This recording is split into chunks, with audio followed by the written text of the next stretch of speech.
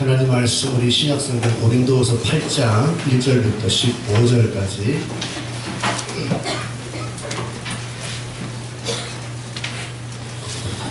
신약성경 293페이지요. 고린도후서 8장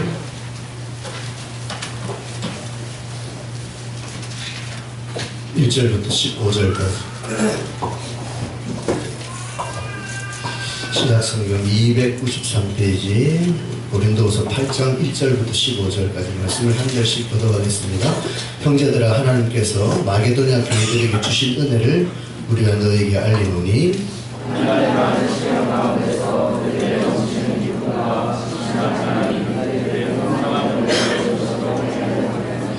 내가 증언하노니 그들이 힘대로 할 뿐 아니라 힘에 지나도록 자원하여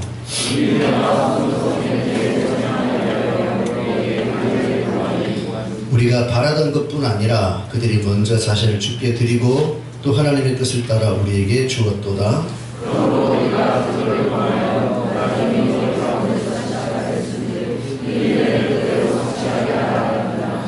오직 너희는 믿음과 말과 지식과 모든 간절함과 우리를 사랑하는 이 모든 일에 풍성한 것 같이 이 은혜에도 풍성하게 할지니라.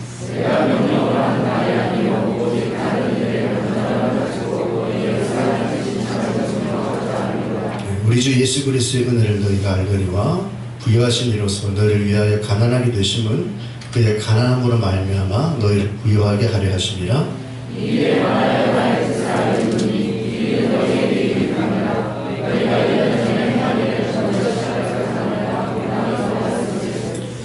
이제는 하는 일을 성취할지니 마음에 원하던 것과 같이 완성하되 있는 대로 하라.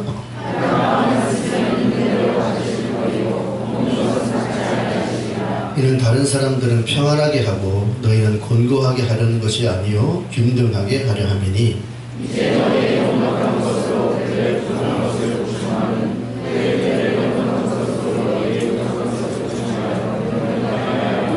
함께 읽습니다. 기록된 것 같이 많이 거둔 자도 남지 아니하였고 적게 거둔 자도 모자라지 아니하였느니라. 아멘. 자, 굉장히 오늘 차가운 날씨에 영하 20도까지 내려가면 정말 차가운 날씨에도 불구하고 여러분들 이렇게 나오셔서 정말 예배하는데요. 자, 우리 30분도 우리 예배하면서 주님만 바라봤는데 우리 말씀 나누게 되는 옆에 우리 테이블 식구들 다 살아서 오셨는지 한번 쭉 둘러보시면서 잘 오셨습니다. 인사합시다. 잘 오셨습니다. 잘 오셨습니다. 네. 반갑습니다. 저기 계신 의자를 돌려서 편안하게 앉으시고요. 네, 자, 우리 또 말씀을 함께 나눌 시간 갖도록 하겠습니다. 지난 주간부터 이제 우리 굉장히 날씨가 차가워졌는데, 지난 주간에 그 모퉁이들 선교회에서 주관하는 북한 선교 컨퍼런스가 경기도 건재함에 있는 소망수양관에서 열렸습니다. 아마 카톡 보신 분들 제가 몇 주 전부터 세남 카톡에다가 그 광고를 올리면서 가실 분 있으면 신청하십시오 그랬는데 아쉽게도 한 분도 신청을 안 하셨어요. 근데 참 감사하게도 마지막 날 밤, 이제 그 선교 컨퍼런스 열리는 마지막 날 월요일 밤에 청년부에서 구시기도를 딱 끝나고 났더니 우대원 형제와 이혜용 형제가 가겠다라고 신청을 했습니다. 사실 제가 선교 컨퍼런스를 이렇게 광고를 한 이유는 지극히 개인적인 이유에서 이 광고를 올린 거예요. 왜 제가 이걸 이제 광고를 했냐면, 저희 아들 대원이가 이렇게 이제 제가 한 19년, 20년 살아보니까, 좀 막내입니다. 집안에 막내다 보니까 집에서, 밖에서는 잘 모르겠는데 집에서는 좀 이기적이고 좀 게을러요. 근데 참 마음이 예리고 정말 착합니다. 제가 봐도. 요즘 청년같이 하기 정말 착하고 좋은 면이 많은데, 키를 잡자면 좀 집에서는 모르겠어요. 좀 이기적인 모습이 있고 좀 게을러요. 근데 참 다른 데는 좀 괜찮거든요. 근데 이제 제가 아쉬운 게 뭐냐면, 저 친구가 못되신함으로 쭉 자라오면서 하나님에 대한 어떤 열정, 자기 인생 미래에 대한 설계 이런 게 없어요. 하루하루 만족하는 거예요. 스마트폰, 축구, 게임, 연경이 뭐 이렇게 참 제가 보기에 마음이 좀, 또 제 아들이잖아요. 교회 성도기도 하지만. 그래서 저 친구를 좀 뭔가 이거 방학 때 인생의 새로운 전기를 만들어주면 좋겠다라는 생각으로 이제 자신을 위해서 기도하는 가운데 하나님께서 이 선교 컨퍼런스를 제게 딱 보여주는 거예요. 그 간사가 저에게 카톡을 보낸 거예요. 그 행사를. 제가 이제 우리 대원에게 추천을 했습니다. 개인적으로. 근데 이게 사실 너무 좋은 기회인데 아쉬운 거예요. 그래서 제가 카톡에 올렸습니다. 근데 아무도 이제 관심을 못 가지고 바빠서 못 가시다가 저녁 밤에 구시기도회 할 때 친구들이 아마 얘기한 것 같아요. 그래서 대원이가 이제 누가 가면 가겠다 그러는데 이 여기 걸려든 거예요. 감이 어디라고 거기가. 겁도 없이. 그래가지고 이 친구가 신청을 해가지고 둘이서 참 이미 아무것도 모르는 두 친구가 이제 가는데 또 너무너무 날씨가 춥고 또 가는 길이 교통편이 불편하니까 갈 수 없이 제가 또 새벽에도 끝나고 이제 둘을 데리고 갔습니다. 제가 지금 이 얘기 이제 뭐 하는 게 가서 얘기해요. 딱 갔는데 가장 추웠던 오늘 이전에 가장 추웠던 영하 15도 되는 화요일날 아침에 새벽에 끝나고 이제 아침에 데려갔는데 딱 도착해서 이제 거기에 딱 들어가니까 이제 데스크에서 등록을 받는데 북한 선교 컨퍼런스 그러면 제가 생각에는 이제 저는 좀 청년들이 많이 올 것이라 생각했는데 가보니까 7, 8세 어린아이들 70세, 80세 할아버지 할머니 물론 청년들도 있고 3, 40도 있지만 그 북한을 위해 기도하는 자리에 7살, 8살 어린아이들이 오고 70세, 80세 노인네들이 오고 심지어는 어떤 분은 휠체어를 타고 올라와요. 그 차가운 날씨, 그 추운 날에 그것도 자기 돈 들어가면서 시간 다 허비는 아니지만 세상적으로 허비하는 거죠. 그 시간을 들어가면서 거기 올라온 겁니다. 거기가 어디라고? 그 산 중에 제가 그 장면을 보면서 두 가지 생각이 탁 스치려 나갔어요. 하나는 뭐냐면 이렇게 남녀노소가 이렇게 이 장소에 와서 이렇게 등록하는 모습을 보면서 이런 사람들이 우리가 알지 못하는 이런 장소에서 이렇게 사람들이 모여서 나라와 민족을 위해 북한 땅을 위해 기도하는 사람이 있기 때문에 지금 대한민국이라는 나라가 아직도 망하지 않는 거예요. 대한민국은 사실 벌써 망했어야 돼요. 정치, 경제, 사회, 문화 하나도 제대로 돌아가는 꼴이 없잖아요. 이 나라는요 아무것도 바탕이 없는 정말 모래에 지어진 집이에요. 대한민국은. 근데 왜 안 망하느냐? 코앞에 지금 북한이랑 깡패집 딸이 있습니다. 근데 왜 하나님이 막냐? 지금도 우리가 알지 못하는 그런 곳에서 나라와 민족을 위해 구국기도하는 그런 성도들의 기도 소리가 있기 때문에 그리고 이런 사람들의 기도 때문에 북한 땅에도 자유의 바람이 들어오고 탈북자들이 나와서 중국을 거쳐 라오스, 베트남 거쳐 심지어는 8,000km를 걸어서 대한민국 땅에 돌아와서 예수를 믿는 일들이 지금 막 일어나는 거예요. 제가 그걸 다 깨달아서 왜 나라가 망하지 않고 북한이 변화되는지 그 이유를 제가 봤습니다. 자, 25년 전에요. 서울에 제가 살 때 교인들과 함께 청계산이라는 곳이 있죠. 서울의 청계산. 청계산을 기도하러 갔는데 차를 밑에 세워놓고 저는 등산 같은 거 제일 싫어하거든요. 왜 올라가는지 모르고 내려올 건데 너무너무 힘들어. 근데 이제 기도하자고 따라 올라가는데 딱 차를 세워놓고 올라가는데 산 중턱에서 무슨 소리가 소리가 들려요. 그 소리가 무슨 물 소리도 아니고 새 소리도 아니고 엄청 시끄럽습니다. 그래서 뭔가 싶어서 올라가는데 산 중턱쯤 올라가니까 막 곳곳에서 사람들이 모여 기도하기 시작해요. 어떤 데는 그룹 20명 30명, 어떤 데는 3명 4명, 어떤 데는 혼자 절벽 같은 데 어떤 분은 비닐 덮고 쓰고 밤새도록 철학 기도하기 위해서 비닐을 가지고 새벽에 있을 내리고 담요, 파카, 담요 초겨울인데 파카, 담요 덮고 비닐 덮고 밤새도록 그 바위 위에 앉아서 기도하는 이 사람들이 무슨 기도하느냐? 거의 대부분 사람들이 자기 개인적인 문제 기도하러 온 것이 아니라 구국기도, 나라와 민족을 위해 기도하기에 모인 사람. 제가 그걸 보고 어마어마한 충격을 받았어요. 대한민국이 망하지 않는 이유가 바로 여기에 있는 거예요. 전두환이 그렇게 독재를 할 때 왜 이 나라가 망하지 않느냐? 경제 발전을 왜 하느냐? 이분이 정치를 잘하고 노태우가 정치를 잘하고 김대중, 노무현, 이명박, 박근혜가 정치를 우리나라는 진정한 정치인 아무도 없어요. 아무도 여야 할 것 없어요. 정치인다운 정치인 한 사람도 없어요. 우리나라 솔직히 딱 까놓고 얘기하는 거예요. 근데 왜 이 나라가 돌아가느냐? 바로 이런 보이지 않는 사람들의 기도가 있다. 이번에 제가 봤어요. 두 번째는 뭐냐면 이렇게 추운 날씨에도 돈 들이고 시간 들이고 차비 들고 이렇게 와서 기도하는 사람들을 제가 딱 보면서 무언가 모를 부끄러움이 밀려왔어요. 우리들은 뭐하냐? 우리들은 뭐하냐 도대체? 교회 나오죠? 대부분은 날마다 자기를 위한 기도밖에 없어. 자기 행복, 자기 만족, 자기 은혜. 우리의 관심은 늘 다이어트, 네? 외모, 좋은 옷, 좋은 차, 이성 친구, 취미생활, 친구와 노는 거, 뭐 맛있는 거 먹을, 이런 것들이 저와 여러분의 관심사가 아닌가. 말로는 교회 오면 예수님 뿐이에요. 예수님밖에 없어요. 말로는 다 그렇게 하는데 실상 우리의 삶 속의 관심은 뭡니까? 사람, 돈, 노는 거. 이게 우리의 모습이라면 야, 참 너무 부끄럽구나. 너무 부끄럽구나. 한번 여러분 솔직히 한번 생각해보세요. 같은 하나님 믿고 같은 기독교 믿는데 여러분 관심이 뭐예요? 관심이. 교회에서는 이렇게 찬양도 하지만 실제 내 관심은 사람, 내 좋아하는 사람, 물질, 이런 거라면 얼마나 우리가 부끄러운가. 저도 저의 마음속에도 알게 모르게 너무너무 어떤 수치스러운 부끄러움이 쫙 밀려오더라고요. 이렇게 우리가 보이지 않는 곳에 아무 대가 없어 보이는 남을 위해 물질과 시간과 기도와 삶을 헌신하는 사람이 있더라고요. 오늘 읽은 말씀에도 보면 동일하게 남을 위해 살아가는 사람들의 얘기가 오늘 고린도서 8장에 기록이 되어 있습니다. 이 고린도서서 8장의 내용의 배경은 뭐냐면 이 고린도 후서란 책은 여러분 아시다시피 사도 바울이 고린도 교회에 보낸 전서 후서, 후서는 두 번째 편지라는 거죠.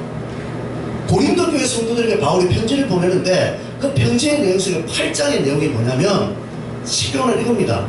사도 바울이 고린도 교회 성도들에게 야, 니들 구제헌금에 좀 동참 좀 해다오. 구제헌금에 동참 좀 해다오. 이 구제헌금에 동참할 것을 독려하는 내용이 8장의 내용이 헌금을 해주기를 바라는 내용인데 오늘 여러분 1절과 2절을 보시면 그 구제헌금을 독려하기 위해서 한 예를 하나 들어요. 자, 우리 8장 1절 2절 읽어봅시다. 시작. 형제들아, 하나님께서 마게도냐 교회들에게 주신 은혜를 우리가 너에게 알리노니 환난의 많은 시련 가운데서 그들의 넘치는 기쁨과 극심한 가난이 그들의 풍성한 연보를 넘치도록 하게 하였느니라. 자, 이 말은 바울이 고린도 교회 성도들에게 구제헌금을 독려하기 위해 한 가지 예를 듭니다.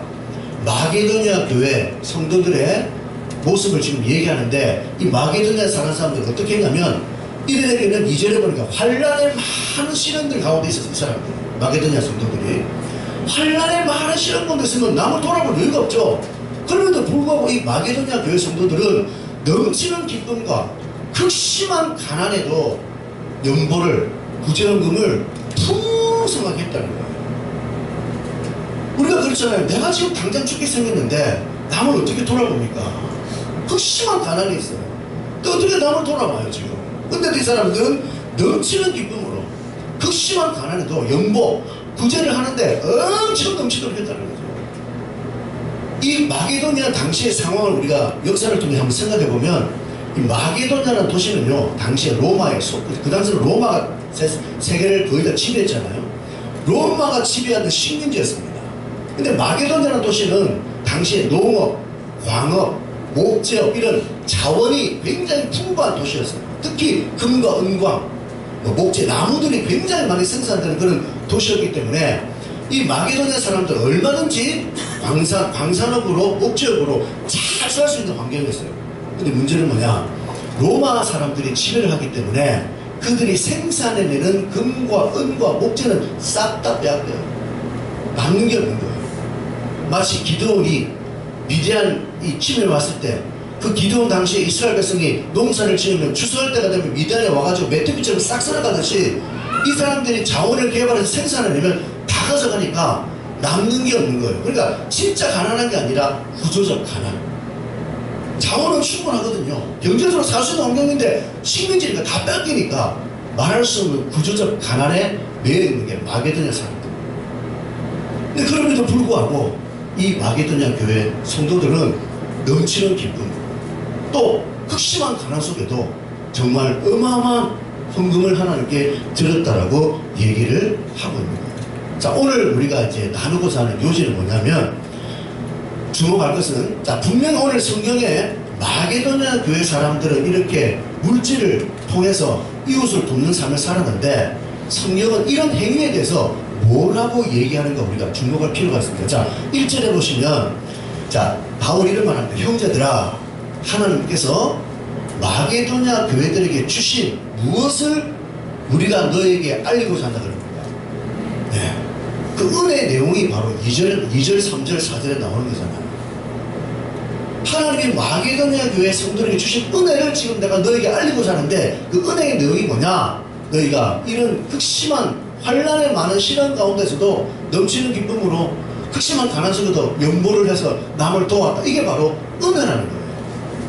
이상하지 않습니까? 우리가 은혜라는 단어는 어떻게 우리가 배웠냐면, 성경에서 은혜라는 단어는 뭐냐?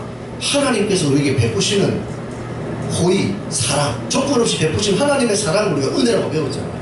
또 우리가 사람한테도 마찬가지예요. 여러분이 누구에게 어떤 도움을 받았을 때, 야, 내가 그 사람에게 은혜를 입었다고 말하잖아요. 그죠?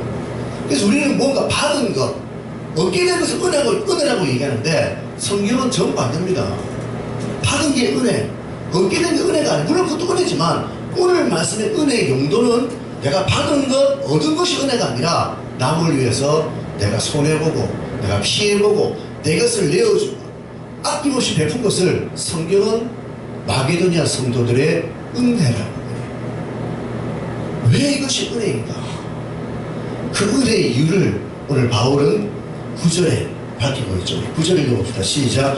우리 주 예수 그리스도의 은혜를 너희가 알거니와 부유하신 이로서 너희를 위하여 가난하게 되심은 그의 가난하심으로 말미암아 너희를 부유하게 하려 하심이라. 자, 9절에 예수님의 은혜를 지금 바울이 설명합니다. 예수님의 은혜가 뭐라고요? 너희가 알지 않느냐? 그 은혜의 내용을 부유하신 이로서 너희를 위하여 가난하게 되심은 가난한 자를 부유하게 만들기 위해서 예수님이 세상에 가장 부유한 분이지만 가난하게 되신 이유가 뭐냐? 가난한 우리를 부유하게 하기 위해서. 이것을 성경은 주 예수 그리스도의 은혜라고 얘기하는 거예요. 자, 필요합니까? 네, 이해되죠? 우리 예수님은 창조주예요. 성삼위 하나님 중에 한 분입니다. 창조주, 만물의 통치자, 주권자, 세상에 가장 부유하신 분이에요. 근데 부유하신 예수님이 이 땅에 살아가는 우리 죄인된 우리가 가난에 빠져서 영적인 가난, 하나님 없이 살기 때문에 저주와 가난과 고통과 질병과 죄 속에 허덕여 사는 우리들에게 부유함을 주기 위해서 이 예수님이 하늘 보좌를 버리고 성경의 예언대로 드디어 사람의 몸으로 오셨는데 자기의 본체를 버리고 종의 형체를 입고 왔어요. 더럽고 추악한 말구에 태어났습니다. 33년 동안 가난하게 사셨어요. 머리 들 것 하나 없어요. 재산 하나 없고 차 하나 없고 보험 하나 없고 돈 하나 없이 살아가셨어요. 그리고 예수님이 십자가 달려 죽으셨어요. 온몸이 다 찢어 죽는 최고의 가난을 맞았습니다. 그것 때문에 저와 여러분, 죄와 저주와 가난과 고통과 질병 속에 허덕이는 가장 가난한 죄인된 우리를 어디로 앉히셨어요? 하나님의 자녀의 자리에, 하나님의 백성의 자리에 우리를 앉혀주셔서 우리를 부유케 하신 거예요. 이런 행동을 성경은 주 예수 그리스도의 은혜라고 얘기를 한다는 것입니다. 이와 같이 동일하게 오늘 저와 여러분도 우리의 삶 속에 내가 가지고 있는 것들을 물질, 시간, 정성, 재능, 심지어 여러분의 인생 전체를 다른 사람을 위해, 나보다 못한 사람을 위해, 내가 가난한 사람들을 위해 이것을 내어놓을 때 성경은 그걸 보고 뭐라느냐? 니 참 희생했다, 참 손해보았다, 이게 아니라 그게 뭐라고요? 은혜. 이 역사를 여러분 이해하십니까? 이 역사 희생이 아니에요. 손해. 우리는 희생을 생각하는데 내가 남을 도왔습니다. 내 것을 줬어. 나 희생했다. 또 나쁘게 말하면 손해봤다. 왜 내가 줬습니까? 성경은 그걸 희생이라고 말하지 않아요. 우리 얼마나 티를 냅니까 그거 가지고. 남을 위해 희생했다. 성경은 그걸 희생이야, 손해라고 말하는 게 아니라 그게 은혜야. 은혜야. 은혜라고 얘기해요. 왜 이게 은혜인 줄 아세요? 왜 은혜냐면, 자 여러분 8절 보세요. 8절. 자 8절 보시죠. 시작. 내가 명령으로 하는 말이 아니요 오직 다른 이들의 간절함을 가지고 너희의 사랑이 진실함을 증명하고자 합니다. 자, 사도 바울이 지금 헌금 얘기를 하잖아요. 헌금 얘기를 지금 명령으로 했습니까? 아닙니까? 헌금을 독려하는데, 내가 이 얘기하는 것은 명령 안 하면 가만 안 둔다, 해야지 복받고 안 하면 저주받고 이렇게 명령하는 게 아니에요. 사도 바울은 헌금을 명령하지 않습니다. 헌금은 명령으로 하는 게 아니에요. 구제는 명령으로 하는 게 억지로 하는 게 아니라는 거예요. 그럼에도 불구하고 지금 바울은 이 얘기를 꺼내거든요. 지금 헌금에 관한 얘기를 해요. 저 대신에 여러분이 헌금을 하십시오. 지금 이 얘기하는 게 아니에요. 그럼 도대체 뭐냐? 자, 10절 보세요. 10절 읽어봅시다. 시작. 이 일에 관하여 나의 뜻을 알리노니 이 일은 너에게 유익함이라 너희가 1년 전에 행하기를 먼저 시작할 뿐 아니라 원하기도 하였은즉. 자, 왜 바울이 명령이 아니다라고 얘기하면서도 불구하고 이 얘기를 하냐면 이 일에 이제 사도 바울이 자기의 본심을 밝힙니다. 이 일에 관해서 내 뜻을 알리는데 왜 내가 이 헌금을 하라고 명령하는 게 아니라 그럼에도 불구하고 왜 이야기 하냐면 이 일이 너희에게 무엇이 된다고? 유익이 되는 거예요. 이 원리를 아십니까 여러분? 내가 남을 위해 구제하고 남을 위해 베풀고 도움을 주는 게 손해나 피해를 보는 게 아니라 우리에게 유익이라는 거예요. 바울은.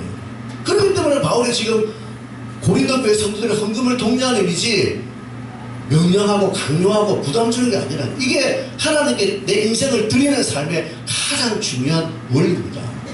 자, 우리 13절과 14절 읽어봅시다. 시작. 이는 다른 사람들을 평안하게 하고 너희는 곤고하게 하려는 것이 아니요 균등하게 하려 함이니 이제 너희의 넉넉한 것으로 그들의 부족한 것을 보충함은 후에 그들의 넉넉한 것으로 너희의 부족한 것을 보충하여 균등하게 하려 함이라. 13절에 균등, 14절에 균등. 공산주의. 기독교는 공산주의예요. 기독교는 철저한 공산주의입니다. 균등합니다. 왜 하나님은 여러분들에게 풍성함을 주냐면 우리의 풍성함으로 없는 자들에게 나누어서 균등하게 만드는 기독교는 공산주의입니다. 따라서 기독교는 철저한 공산주의입니다. 아멘? 아멘? 큰일 났네. 기독교는 공산주의예요. 근데 왜 공산주의가 문제가 되냐? 북한의 공산주의, 소련의 공산주의, 중국의 공산주의는 하나님을 빼버린 거예요. 공산주의 원리가 원래 사도행전 2장에 나왔습니다. 마르크스가 사도행전 2장 보고 은혜 받았잖아요. 이 사람 예수 믿는 사람 아니에요. 독재자들, 가진 자를 다 빼앗고 평균 자율의 원리가 사도행전 2장이에요. 근데 거기서 뭘 뺐냐? 하나님 빼버리죠. 하나님 없는 유물론 사상. 유물론. 이게 공산주의거든요. 사실 원래 공산주의는 좋은 말이에요. 왜? 오늘 말씀 보세요. 여러분을 부유하게 하신 이유는 여러분의 부유함으로 가난한 자에게 나눠서 균등하게 하는 거예요. 여러분 지금도요. 전 세계 70억 인구 가운데 7억에서 10억에 가까운 인구가 지금도 오늘 당장 죽습니다. 거의 죽는 기아선상에 있는 사람들. 적게는 7억, 많게는 10억. 아시겠어요? 10분의 1이나 7분의 1 정도, 그 정도 인구가 지금 당장 죽어요. 1,000원짜리 약이 없어서, 물이 없어서 지금 거의 7억에서 10억 인구가 지금도 아사실점에 있는 사람들입니다. 근데 우리 전 세계 인구의 10%는 말할 수 없는 부유함에 빠져 사는 사람들이에요. 그 사람들이 가지고 재산의 0.6%만 내놓으면 이 땅에 가난이 없어진다니까요. 빈곤이 사라진다니까요. 어떤 사람은 그러잖아요. 하나님이 왜 도대체 이 땅에 이런 가난을 남겨두어서 우리 사람들을 힘들게 하느냐? 하나님의 뜻은 뭐예요? 가진 자들로 하여금 나눠서 균등하게 하는. 그러면 이 세상에요. 가난이 없어서 돈 없어 못 먹어 죽는 일이 없다니. 모든 책임은 하나님께 있는 게 아니라 인간들에게 있는 거예요. 어떤 학자가 그런 얘기 하더라고요. 전 세계에 있는 기독교인들이 11조 세금을 바르게 해도 이 땅에는 가난이 사라진다. 교회가 11조를 바르게 쓰고 11조 세금을 정직하게 하면 이 땅에 가난이 싹 사라진다. 누구 때문에 지금 죽습니까? 우리 때문에.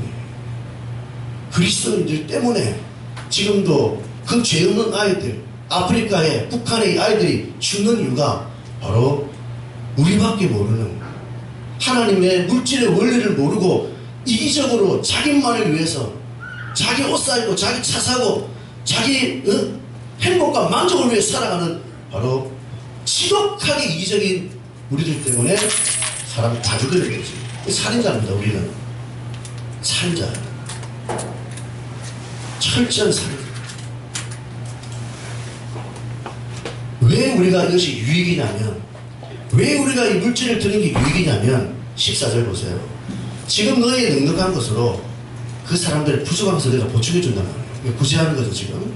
우리의 넉넉함을 가지고 부족한 자를 구제를 하면 어떤 일이 벌어지느냐? 후에. 자, 후에란 단어의 동그라미 후에, 나중에. 지금 내가 줬습니다. 그럼 나중에 어떤 일이 벌어지느냐? 나중에는 그들의 넉넉한 것으로 너희의 부족한 것을 어떻게 한다? 보충해준다. 그래서 여러분 구제는 따라합시다. 구제는 저축이다. 구제는 저축이에요. 내게 없어지고 피해보고 손해보는 게 아니라 구제는 여러분을 위한 하나님 나라의 저축입니다. 이게 하나님 나라의 원리예요. 자, 우리 하나만 성경 볼까요? 자, 고린도후서 9장 10절 보세요. 9장 10절. 자, 여기도 봅시다. 자, 9장 6절부터 우리 10절까지 읽어봅시다. 시작. 이것이 곧 적게 심는 자는 적게 거두고 많이 심는 자는 많이 거둔다 하는 말이로다. 각각 그 마음에 정한 대로 할 것이요 인색함으로나 억지로 하지 말지니 하나님은 즐거워내는 자를 사랑하시느니라. 하나님이 능히 모든 은혜를 너희에게 넘치게 하시나니 이는 너희로 모든 일에 항상 모든 것이 넉넉하여 모든 착한 일을 넘치게 하게 하려 하심이라. 기록된 바 그가 흩어 가난한 자들에게 주었으니 그의 의가 영원토록 있느니라 함과 같으니라. 심는 자에게 씨와 먹을 양식을 주시는 이가 너희 심을 것을 주사 풍성하게 하시고 너희의 의의 열매를 더하게 하시리니. 자, 여기도 뭐 동일한 얘기죠. 8절에 보니까 하나님이 모든 은혜를 너희에게 넘치게 한다. 이 은혜라는 것은 구원받는 은혜 이걸 얘기하는 게 아니라 하나님이 풍성함을 우리에게 은혜로 줬다는 얘기예요. 풍성함을 주신 이유가 뭐냐? 왜 넘치게 주셨느냐? 그 목적이 그 이유는 너희로 모든 일에 항상 모든 것에 넉넉하여 착한 일을 남을 물질로 도와주도록 하기 위해서 물질을 풍요로움을 줬다는 거예요. 하나님의 원리가 이겁니다. 왜 대한민국에 복을 줬느냐? 잘 먹고 잘 살아준 게 아니에요. 그걸 가지고 착한 일을 하도록 하기 위해서 우리에게 물질을 줬다는 얘기죠. 그래서 시편에 기록된 9절 말씀대로 그가 흩어 가난한 자들에게 주었으니 그의 의가 영원토록 있다라고 하나님의 백성들이 가난한 자들에게 이렇게 나눠주면 그 사람의 의가 하나님께서 기업대가 된다는 얘기예요. 그것이 어떻게 축복으로 오느냐? 10절에 보세요. 물질을 심는 자에게 씨와 먹을 양식을 주시니까 우리의 심을 것을 주사 풍성하게 하시고 너의 의의 열매를 더하게 하신다. 이게 무슨 말이냐면 쉽게 말하는 겁니다. 저와 여러분이 이제 열심히 노동을 해서 돈을 벌고 이렇게 재물을 모으잖아요. 그럼 우리가 이제 예를 들어 농사를 제가 비유로 들면 농사를 예를 열심히 추수를 하게 되면 소득이 있잖아요. 추수에 쌀을 이제 추수합니다. 그러면 이 쌀을 우리가 거두면 쌀은 두 가지의 용도가 있어요. 하나는 여러분 먹을 양식입니다. 또 하나는 뭐예요? 네? 무슨 용도가 있을까? 심어야 되잖아요. 다음 내년 농사 안 질 거예요. 자, 그리고 심는 거, 씨와 먹을 양식이라는 말은 어떤 100이라는 게 있으면 80은 내가 먹고 20은 또 씨를 뿌려야죠. 이런 원리예요. 100이면 100 다 먹는 게 아니라 내가 먹고 나머지는 또 뿌려야지 농사를 지을 거 아닙니까? 요걸 지금 얘기하는 거예요. 그래서 씨와 먹을 양식 주신 하나님이 우리에게 여러분들이 내가 다 먹는 게 아니라 또 심어요. 씨를 뿌려 심으면 여러분이 심을 때 나는 못 먹어요. 심는 만큼 없는 거잖아요. 내가 예를 들어서 농사를 지을 때 내가 100만원 돈을 벌어서 100만원 다 쓰면 안 되고 80만원 내 쓰고 20만원은 뭐 씨를 사고 뭐 농약 사고 농사 지을 준비해야 되잖아요. 근데 없어지는 거예요. 그죠? 내가 지금 당장 소유는 없어요. 다 뿌리는 거예요. 근데 그걸 뿌렸을 때 나중에 또 소득 거두잖아요. 바로 이 얘기예요. 여러분은 소득을 받으면 그 소득 100이면 100 내가 다 쓰는 게 아니라 100이면 100 받으면 뭐 10원 하나님께 드리고 또 10원 내가 남에게 심는 거예요. 그럼 하나님께 드린 것과 남에게 주면 둘 다 심는 거죠. 내가 안 가졌으니까. 10과 10은 내가 쓴 게 아니라 심은 거기 때문에 결국 나중에 여러분의 그 10과 10의 20의 소득이 불어가지고 훨씬 여러분에게 주어진다는 원리를 하나님은 우리에게 얘기하면서, 그렇기 때문에 사도 바울이 남을 돕는 게 네 손해보고 피해보고 없어지는 게 아니라 남을 돕는 게 너에게 유익이기 때문에 사실은 그게 따지고 보면 그게 은혜라는 거예요. 이 원리를 저와 여러분 오늘 분명히 붙잡으셔야 됩니다. 그래서 오늘도 저와 여러분이 우리가 신앙생활 할 때 지금까지는 우리가 뭐 앞뒤 돌아보지 못하고 내 자신의 신앙, 내 자신의 생활, 내 가족, 내 안녕, 이제 뭐 말문도 아니다. 에? 말문도 아니다 이제. 아닙니까? 말문도 아니다. 잘 살지 않습니까 이제? 에? 뭐 괜찮게 살잖아 지금 이제. 그쵸? 차도 다 타고 다니고 옷도 바꿔도 다 좋은 것도 다니고 다 많이 먹다 아이가. 그러면 조금 이제 우리 눈을 열어가지고 참 눈을 열어서 이제는 하나님이 정말 우리가 뭘 원하시는지 좀 이제는 생각해야 될 때가 아닐까. 좁은 눈, 오직 내 생활, 내 가정, 내 행복 여기만 편협되게 보지 말고 눈을 딱 들어서 넓은 세상을 한번 바라보면 우리보다 못한 사람들이 우리 주위에 대한민국 땅 안에 민족과 열방 가운데 얼마나 그런 영혼들이 많습니까? 물론 물질의 가난도 그렇지만요, 지금도 예수님 몰라가지고 죽는 사람이 얼마나 많아요.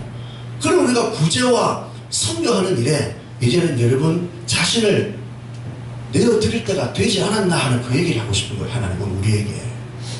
우리 성도들이 모여서 예배드리고 은혜 받고 참 좋은 일이, 그게 나쁘다는 게 아니에요. 은혜 받아야죠. 사람이 변화돼야죠. 근데 거기만 머물지 말고 이제 우리 눈을 들어서 넓은 곳을 바라보며 내가 남을 위해 물질을 드리는 게 절대 손해와 피해 보는 게 아니라 은혜라 그랬거든요. 그리고 정말 오늘 이제는 이 말씀을 통해 은혜를 시행하는 일을 해야 한다는 얘기입니다. 오늘 사도 바울이 고린도후서 8장에 여러분 다시 본문에 오시면 6절에 보세요. 맨 끝에 보면 이런 말 나옵니다. 이 은혜를 그대로 어떻게 하라고요?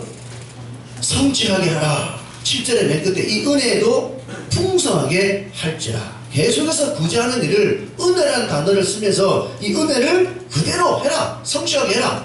이 은혜를 은혜도 풍성하게 할지라라고 끊임없이 사도 바울은 남을 돕는, 물질로 남을 돕는 자기 것을 내어놓는 삶을 통해서 이 은혜를 시행해야 한다고 바울은 강조하는. 이게 왜? 결국은 내가 잘 되는 길이니까. 이게 사실은 내가 결과적으로 이게 목적은 아니에요. 내가 유익을 얻기 위해서 하는 건 아니지만 유익을 챙겨놓고 하나님의 원리에 따라 살면 결국은 내가 유익을 얻는 비결이기 때문에 절대 손해본다, 피해본다 생각하지 말고 이 은혜를 여러분이 시행하는 삶을 살라는 거예요.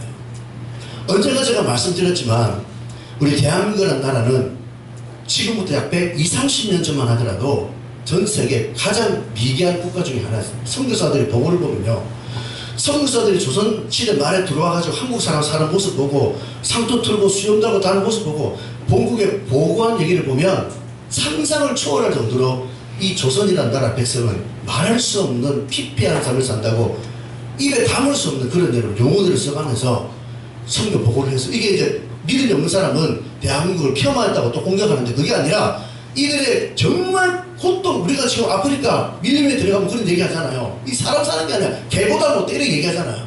그런 식의 표현들을 불신자들 그거 트집을 잡는다고. 선교사가 이렇게 우리나라를 폄하한다. 폄하하는 게 아니라 대한민국 현실을 본국의 사람들이 보고하기 위해서는 있는 그대로 얘기해야 돼요. 짐승보다 못한 삶을 산다는 거예요. 이게 우리 대한민국이라는 나라예요. 120, 30년 전만 해도. 지금 우리가 방글라데시, 아프가니스탄, 지금 우리의 그 당시 조선에 훨씬 잘 삽니다. 정말 말할 수 없는 피폐한 삶을 사는 게 조선시대 말의 상황이었어요. 그런데 미국이나 영국, 네덜란드 등지에 외국의 선교사들이 중국에 왔다가 일본에 왔다가 그 건너편에 조선이라는 나라가 있다는 사실을 알고 조선이라는 나라의 소식을 듣고 와보니까 여기에 정말 복음이 필요한 거예요. 지금 일본은 개와 문이 열려서 사람이 발달하고 중국도 막 발달하는데 이 조선이라는 아무것도 모르고 지금 완전히 미개국가 있는 거예요. 그 선교사들이 이 조선이라는 나라를 놓고 한 사람 두 사람 기도하기 시작합니다.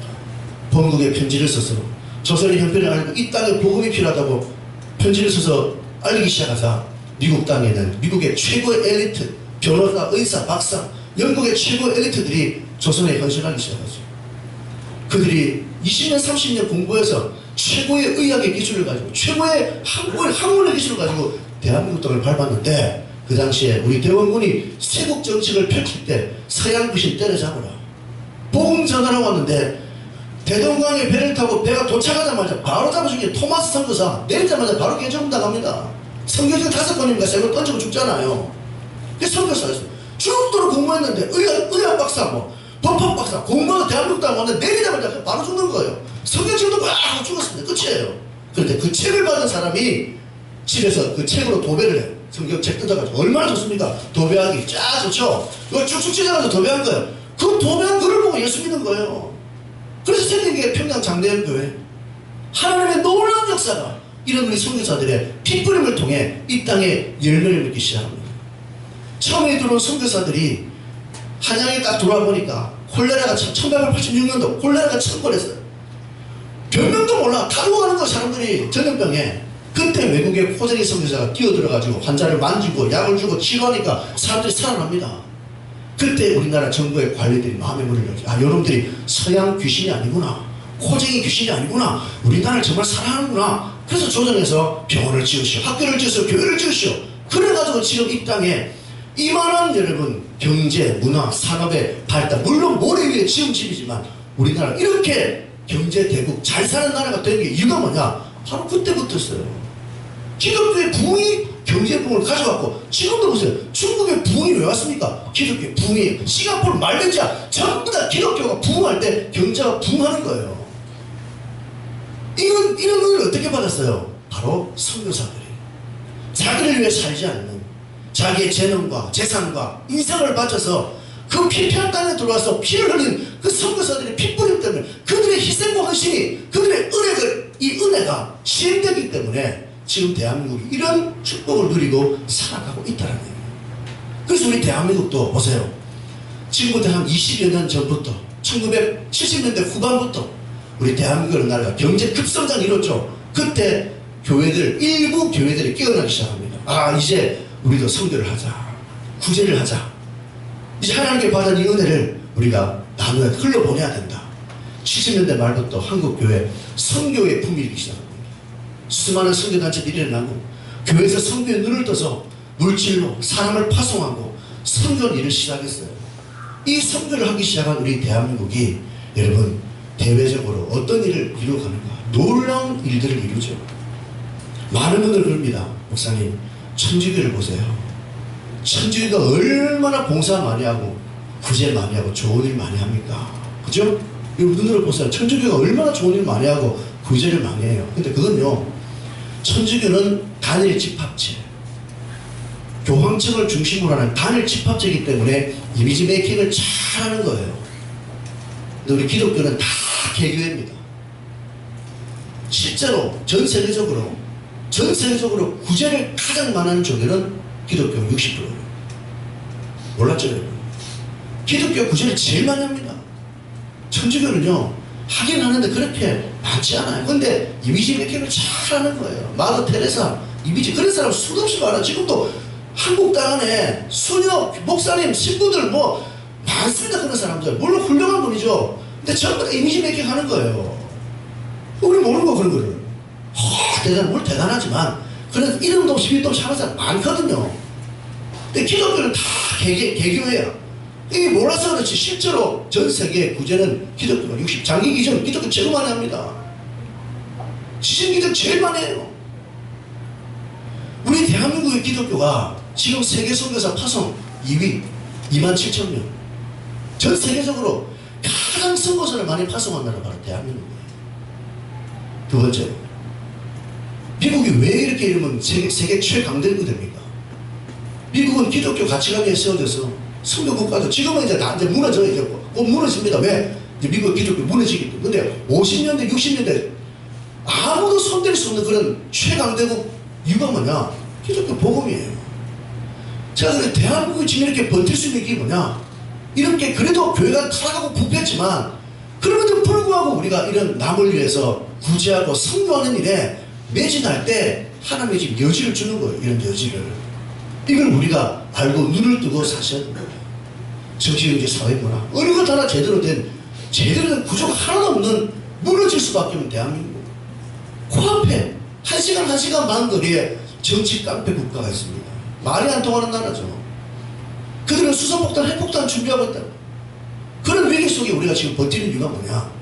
바로 이 땅, 이 민족 위에 그나마 그래도 교회들이 남아서 이렇게 복음을 위해, 영혼을 위해 살고자 하는 은혜를 시행하기 때문에 우리가 지금도 남아있을 여지가 있는 거예요. 그럼 우리가 이걸 이제 깨달았다면 저와 여러분의 삶도 반드시 아마 달라져 하지 않을까. 2016년 새해 들어와서 교회 안에 참 좋은 일들이 많이 일어나고 있어요. 보이지 않게 다. 그 중에 하나가 뭐냐? 작년에 우리 청년부에서 해외 결혼 아동 하나를 돕고 싶다. 그래서 이제 조금씩 회비를 모아서 청년들이 이제 해외 결혼 아동을 돕자해서 3만 원이면 그 아이들의 학비와 생활비를 책임집니다. 우리가 겪어봐서 알지만 우리 학비 생활비 얼마나 많이 듭니까? 대한민국 이런 나라에. 근데 예를 들어서 인도라든가 뭐 이런 나라에 애들을 보내면 3만 원만 전달해줘도 그 3만 원이 그 아이들의 한 달 동안의 학비와 생활비를 다 책임져요. 얼마나 큰 도움이 되겠어요? 우리 3만 원은 아무것도 아니잖아요. 그죠? 근데 그 아이들이 그렇게 생명과 같은 도움이 되는 한 달에 양식이 된단 말이죠. 청년들이 그것을 이제 하겠다라고 지원을 했어요. 근데 회비를 거의 잘 안 되는 것 같아 보니까. 다 까먹고 안 되는지 뭐. 지난달에 한 20년 넘는데 회비를 얼마 받았습니까? 3만 원 받았습니다. 이렇게 얘기하는 거예요. 제가 그걸 탓하는 게 아니라 관심 좀 가지라는 얘기예요. 근데 이제 2015년 말에 중고등부에서도 회의를 했대요. 몇 명 모여가지고 우리 내년에 뭘 할까. 중고등부는 숫자가 얼마 안 돼요. 근데 이 친구들이 우리도 한 사람을 돕자. 자기들끼리 어떻게 할래? 회비를 5,000원 내면 1,000원으로 중고등부 회비하고 1,000원 회비해가지고 그거 뭐 어떻게 쓰겠나? 6,000원, 7,000원, 8,000원 밖에 안 될 텐데 짧은 것도 안 되잖아. 6,000원, 5,000원 내면 1,000원으로 중고등부 회비하고 4,000원을 가서 모아서 뭐 3만 몇천 원 내면 그걸 가지고 돕자. 우리 기도해보자. 이런 얘기를 했답니다. 뭐 결정했는지 안 했는지 모르지만 야 여러분 그 얼마나 귀해요 아이들은. 네? 고사리 같은 손. 우리 장로님 항상 11조 헌금 재정부 할 때마다 뭐 많은 헌금의 액수도 감사하지만 우리 학생들이 정말 어릴 때부터 문체생활을 훈련하기 위해서 용돈 10,000원 받으면 1,000원 11조하고 그 1,000원 11조가 얼마나 귀한지 재정하실 때 그 얘기 간증하시는데 여러분 얼마나 주님 보시기 그 귀합니까? 얼마만큼 하나님은 돈이 없어서 하라는 게 아니거든요. 우리에게 이런 은혜를 주고 싶은 거예요. 이게 얼마나 유익인지를 보여주고 싶은데 이 친구들이 그 적은 생각들을 가지고 베푼다는 얘기죠. 이런 거예요. 우리 청년들 가운데 지금 보면 방학을 이용해서 다 대부분의 청년들이 방학 때 알바하고 뭐 자기 공부하고 물론 다 좋은 일이지만 이 가운데 어떤 친구들 몇몇 친구들은요 자기 시간 내가지고 오늘 복지단체 가가지고 가정에 상처받은 불우한 아동들 재능 기부해서 아직 공부하려입니다. 지금 일주일에 2번씩 교회에서 프로그램 안 하는데도 교회에서 프로그램 해서 하는 게 중요한 게 아니거든요. 이들이 삶의 그 실천하는 거예요. 함부로 안 받고 자기 귀한 시간 2시간 3시간 빠지고 그 추운 겨울에 걸어가서 아들 가르치고 그 불안한 아이들 얘기해보니까 다 깡패들이야. 말도 안 들어. 지지도 말하는 이 아이들에게 돈 한 푼 안 받고 자기들의 재능을 기부해서 가르친다는 얘기를 듣고 그게 바로 크리스천. 말만 떠들면 뭐하니? 말만 떠들면. 오늘 저와 여러분 이제 새해는 오늘 말씀을 통해 정말 우리 한번 다시 한번 우리 자신을 돌아보고 우리 이 하나님의 말씀대로 이제는 은혜를 시행하는 우리 교회와 성도가 되었으면 참 좋을 것 같아요. 잠언 11장 이런 말이 있습니다. 흩어 부재하여도 더욱 부하게 되는 일이 있고 과도히 아껴도 가난하게 될 뿐이라 그랬습니다. 구제를 좋아하는 자는 풍족하여질 것이요 남을 윤택하는 자는 나도 윤택하여지리라 그랬습니다. 우리가 아무리 돈을 아껴도요 하나님의 원리대로 살지 않으면 늘 가난해요. 근데 우리가 원리대로 부재를 좋아하면 분명히 없는데 채워진다는 풍족해진다는 얘기죠. 이게 하나님의 물질의 원리예요. 여러분 하나님께 드리는 11조부터 시작해서 여러분 모든 드리는 남을 위한 아낌없이 내놓는 것은 절대 손해보고 피해보는 게 아님을 오늘 말씀 통해 분명히 알고 우리 다시 한번 이 새해는 우리의 적은 것부터 적은 물질이라도 적은 시간이라도 여러분의 적은 재능이라도 여러분의 작은 기도라도 나 자신만을 위한 것이 아니라 이제는 눈을 열어 주위를 돌아보고 여러분 나누고 베푸는 삶을 살 뿐만 아니라 나아가서는 이 자리에 계신 여러분 가운데 진정으로 은혜를 베푸는 선교사들 우리 젊은 친구들 하나님의 비전을 받아서 하나님의 은혜를 베푸는 선교사 하나님의 은혜를 베푸는 목사 하나님의 은혜를 베푸는 기업가 하나님의 은혜를 베푸는 교사 하나님의 은혜를 베푸는 세일즈맨 이런 사람들이 이 가운데 세워져서 이 세상의 어둠을 밝게 만드는 하나님의 뜻을 이루는 저와 여러분의 삶을 사시기를 주의 이름으로 축원합니다. 우리 시간 주신 말씀 가지고 한번 기도하기를 원하는데요. 하나님 오늘도 주신 말씀을 통해 이제 새해 우리의 삶을 다시 한번 설계하는 이 1월 달에 우리의 삶을 다시 한번 돌아보면서 정말 우리가 교회를 다니고 예배